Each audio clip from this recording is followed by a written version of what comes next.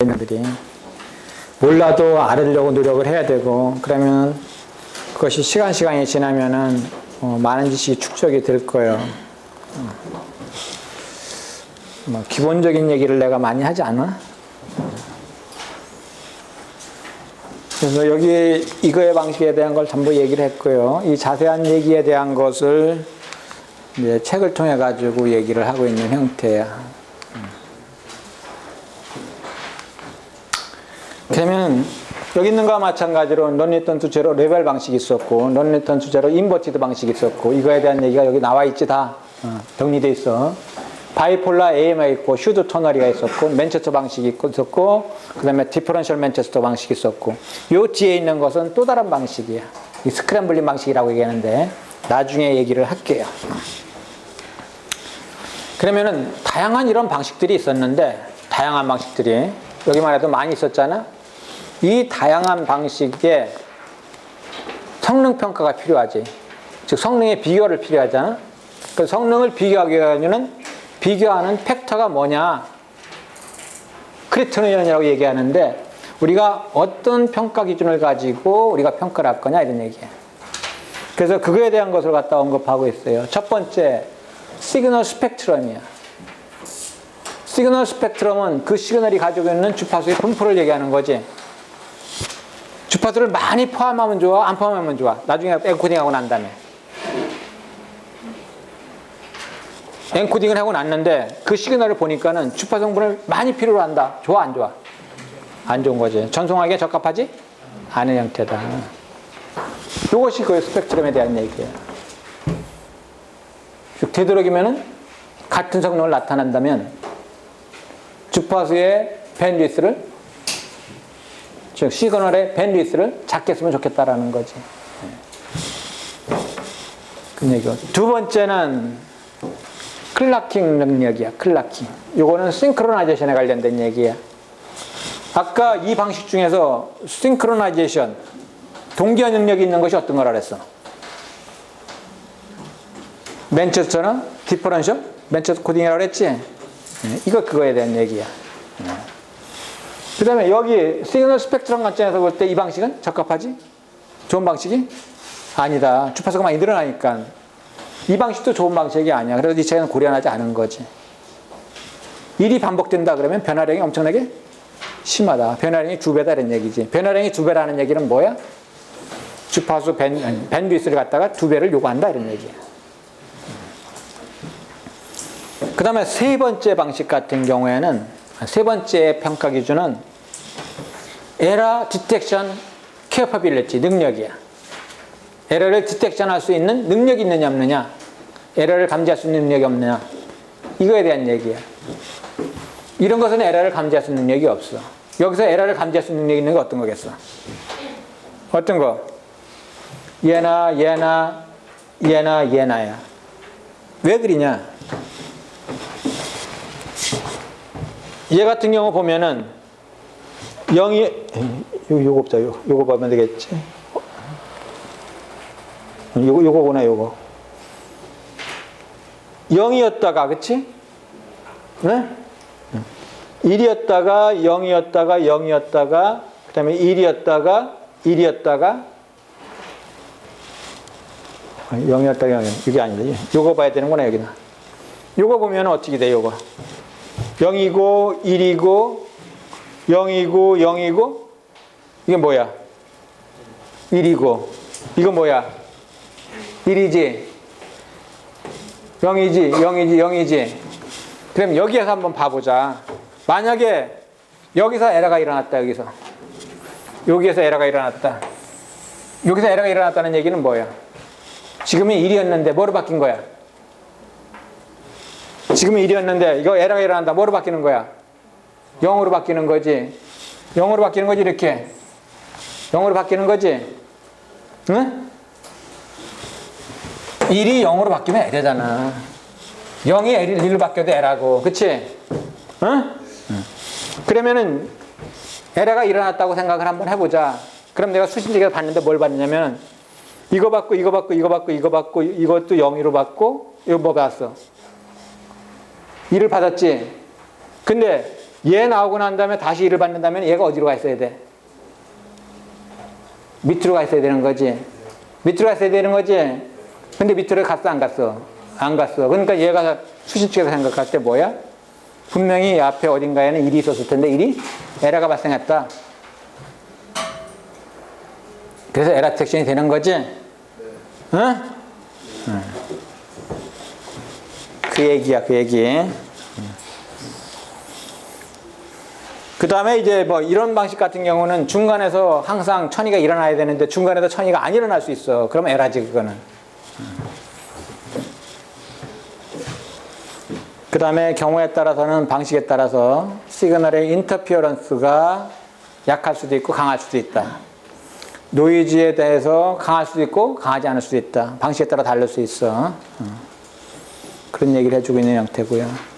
그 다음에 우리가 고려하는 것들이 이제 코스트, 컴플렉시티 나와 있는데 코스트나 컴플렉시티는 같은 개념이야, 사실은.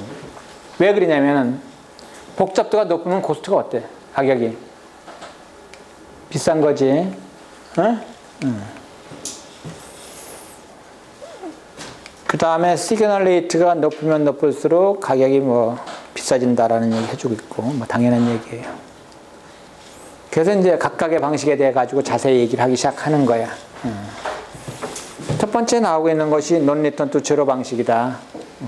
논리턴 투 제로. 그 중에서도 레벨 방식이다. 왜 레벨이냐? 레벨 디텍션이다, 이런 얘기지. 레벨 디텍션의 기본적인 것은 뭐냐? 비트의 중간에서 세기가, 신호의 세기가 스레시홀보다 크냐 작으냐를 갖다 따져. 크면은 뭐고 1이고 작으면 0이다. 이렇게 되는 거지.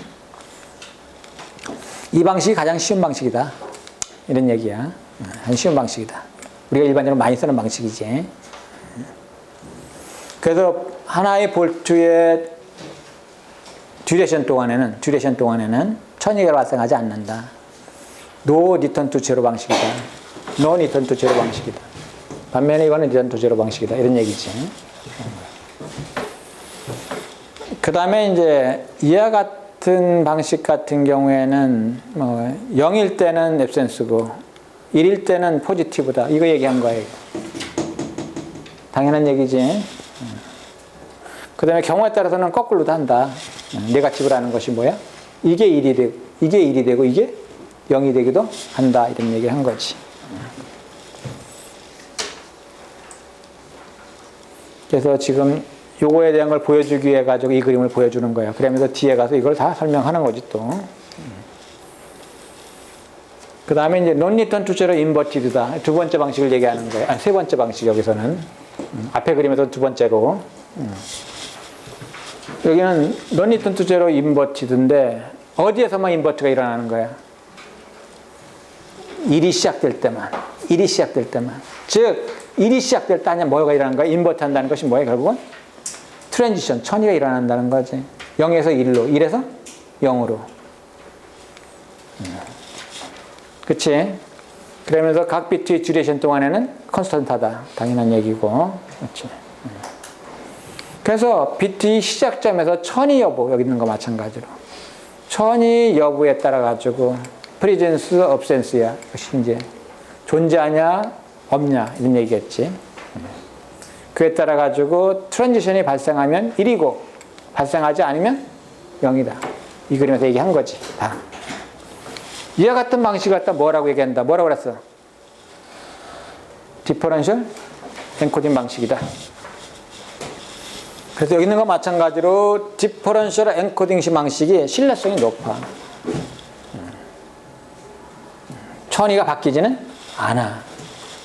결국은 뭐냐면은 우리 전류가 흐르는데 아까 같은 경우는 레벨 디텍션이야. 얘 같은 경우는 전류의 흐름 갖고 얘기하는 거거든. 이렇게 하면 1이고 이런 얘기야. 레벨 디텍션이라는 것은 뭐야? 여기가 부하가 있어가지고 여기에서의 걸리는 전압을 갖다가 측정해가지고 하는 거지. 응? 근데 이와 같은 방식 같은 경우에는 노이즈에 약해.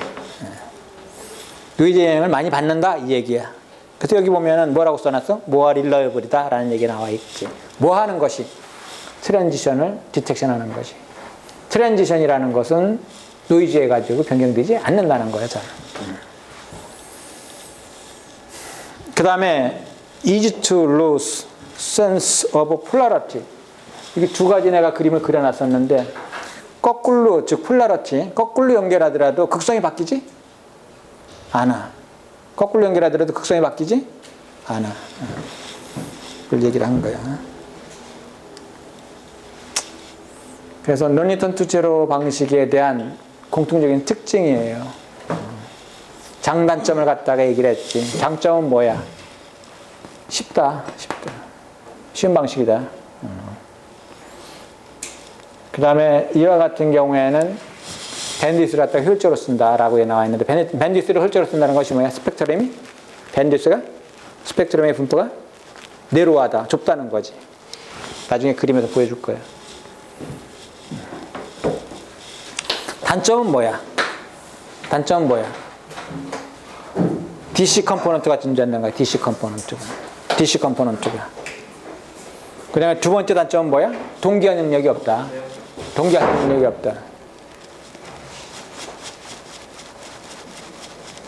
능력이 없다라는 거지.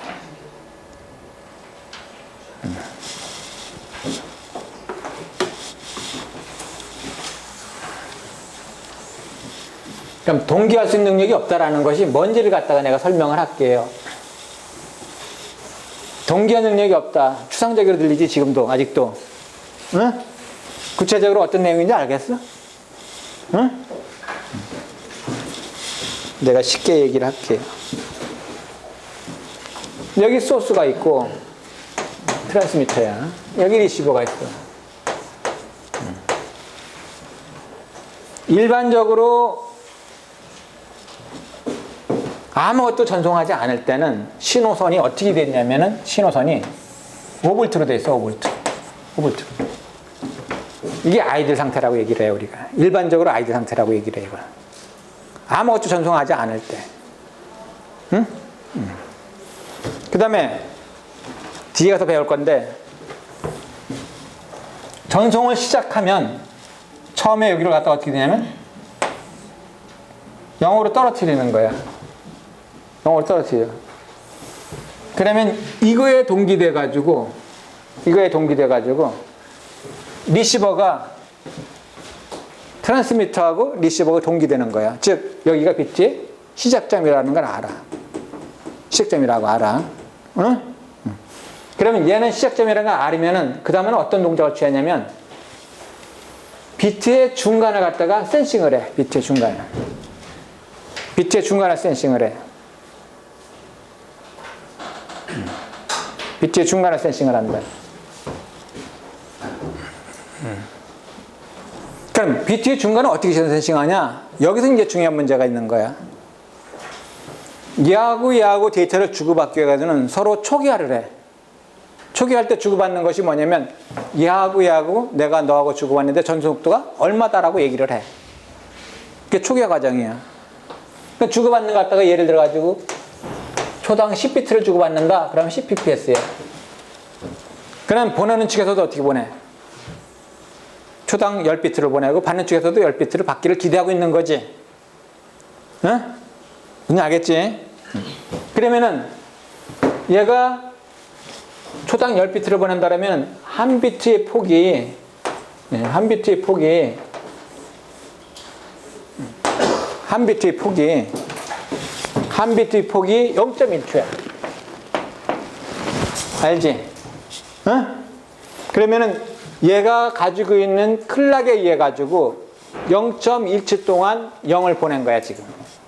0을 보낸 거라고. 응? 그러면은 리시버는 이 0을 요 떨어지는 거에 동기돼 가지고 동기가 되면 요 중간을 디텍션 하기 위해 가지고 여기서부터 요까지 시간 얼마야, 그것이? 0.05초예요. 0.05초 후에 여기로 한번 쳐다보는 거예요. 여기로. 쳐다보는 걸 이제 말로 쳐다본다는 거고, 센싱을 하는 거야. 그랬더니 이 값이 얼마야? 스레시보다 작은 값이야. 그치? 그러니까 뭐로 해독하는 거야, 이걸 갖다가? 0으로 해독하는 거야, 얘가.